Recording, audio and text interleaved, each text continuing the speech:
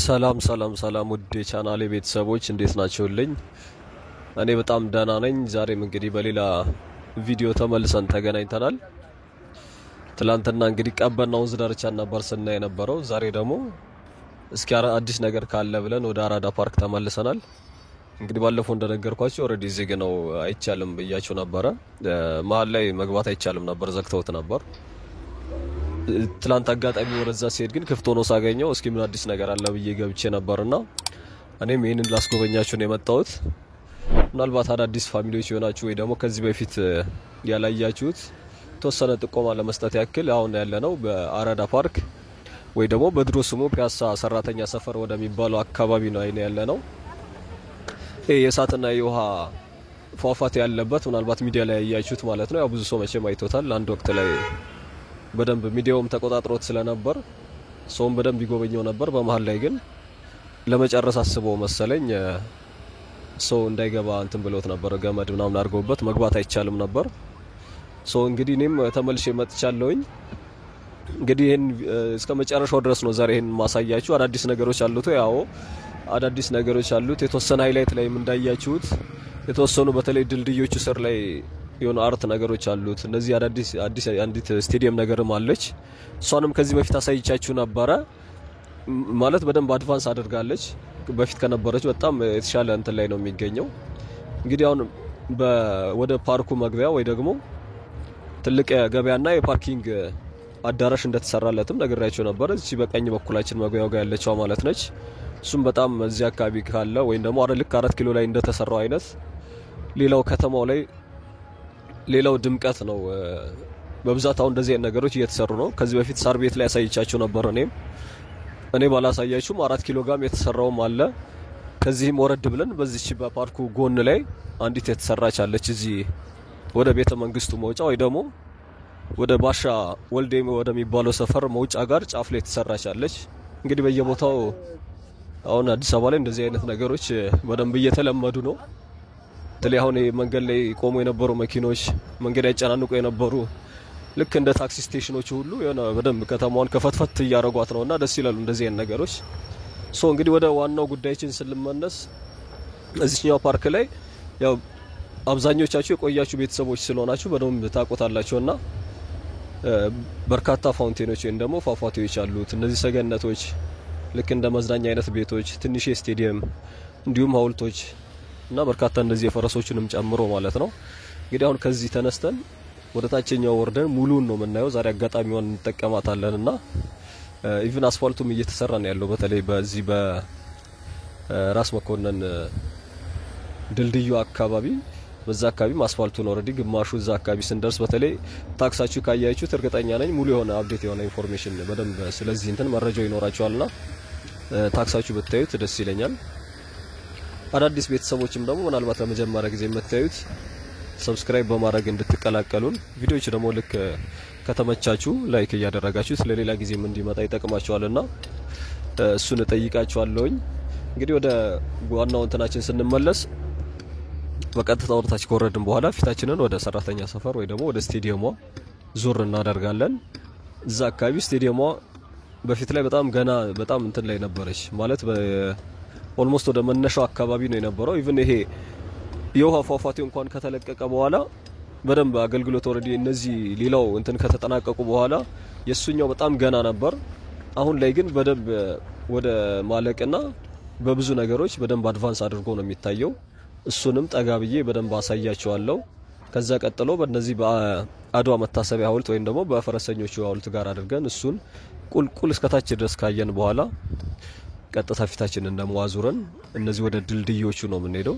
ድልድዮቹ ጋር በነገራችን ላይ እነሱ አካባቢ ላይ ነው እንደውም ትንሽ ያለ መጠናቀቅ ነገር የሚታየው እንጂ ሌላው ኢቭን ቀለሙን ላይ እየተቀባ ነው ያለው። በእነዚህ ደረጃዎቹ ምናምን ኦልሞስት ወደ ማጠናቀቅ እየደረሱ ያሉ አይነት ነገር እንደሆነ በደንብ ያስታውቃል።